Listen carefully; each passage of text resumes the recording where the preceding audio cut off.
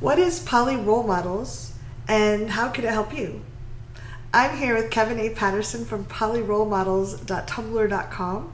And I'm Cathy virtually from theintimacydojo.com. And Kevin, thanks so much for being here.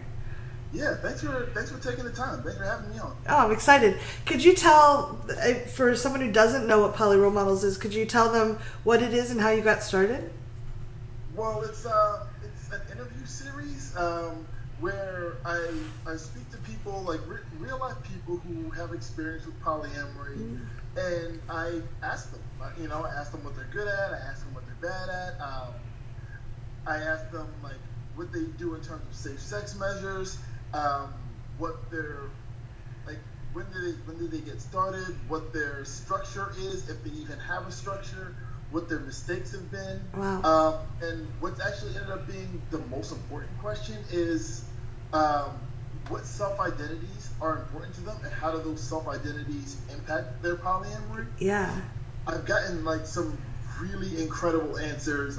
People have spoken about their race, their gender expression, their religion, whether or not they're a nudist, a parent, and all of these things impact polyamory. I mean, when we look at polyamory, just sort of the way it's represented in media, it usually looks a certain way. It's usually like traditionally attractive, well-to-do, white, cisgender.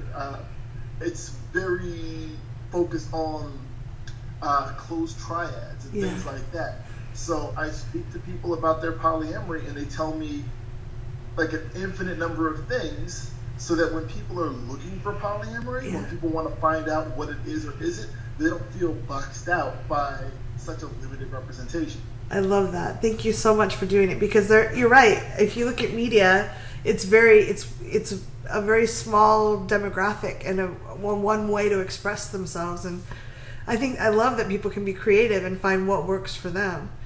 How did you start doing this? Like, when did you start it, and how did it evolve? Like it started like just sort of by accident. Like I taken a lot of media, and so there was a weekend where I lived with my wife. I lived with my wife and my kids, and I had two partners spending the weekend. Two partners other than my wife spending the weekend, and it was an awesome time for me. But like my wife, who I hadn't been really checking in on, she was upset. Like I wasn't checking in with her. She wasn't really checking in with me. And by the end of the weekend, when my partners had gone, we ended up having like a huge fight. And it was like it was huge. Like it was like we were getting ready to like disband and join other families kind of fight. Like pack your suitcase and leave. Yeah, and we sorted it out. Like we just had like a really long talk. We processed all of our feelings. We picked up on where all of our mistakes were, and then we went to our local polyamory meetup like a week or two later, and we told the story of what happened there. And the organizer said something like, "Wow, you guys have been doing this for 13 years." At the time, it was like 13 years. Wow. It's like 15 now, but. She said, "You've been doing this for so long, and you're still finding ways to fuck up and make it right. And you guys are like poly role models." Oh, wow. And then like the drive home, I'm thinking like that was a really good label she gave us. I wonder if that's a thing I can do, like imperfect people doing polyamory successfully. I mean, like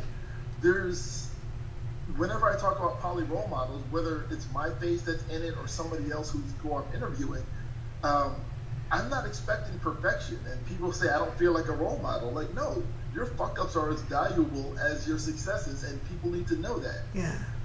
So I love that.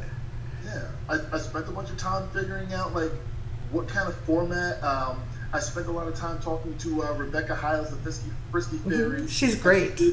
Yeah, absolutely. And she gave me a lot of help in terms of format and figuring out what questions I wanted to ask. And all in all, we ended up coming up with the idea of this interview series, which was like one part Humans of New York and one part Aisha Tyler's self-inflicted wounds, and making that about polyamory. Yeah. And then once we sort of decided, I made it a point to want to showcase marginalized voices. I wanted to have a lot of people of color, a lot of people in the LGBTQ community, neuroatypical folks, people with disabilities, fat folks, just people who didn't normally get representation in terms of polyamory, media representation. I wanted to make sure that their names and their faces were out there and that people wouldn't see polyamory as something that was inaccessible to them. I love that. Thank you so much for doing this, because I know it's a labor of love and you put a lot of work into it. It ain't a labor of money. No. I enjoy doing this. Well, I think our culture in general, people try to pretend their relationships are all good, or they just bash their exes, and there's not a lot of like, how do we work it out, and just people sharing the different things they've run into.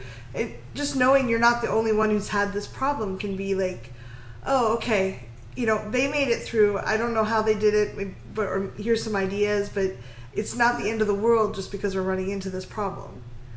Yeah, there's a sort of respectability politics about telling our good stories, so that people know, like, yes, this can really work. Yes, this can really work. Yes, this can really work. But that's for people who are on the outside looking in. Yeah. For people who are interested in polyamory, interested in doing it themselves, if they're not on the outside, if they're on the inside, they want to know that they can screw up and that polyamory is not broken. Yeah. That they can make a mistake in their relationships and the relationship's not broken. And it's not they're broken. Yeah, it's not proof that poly is bad and everyone should abandon the ship or whatever.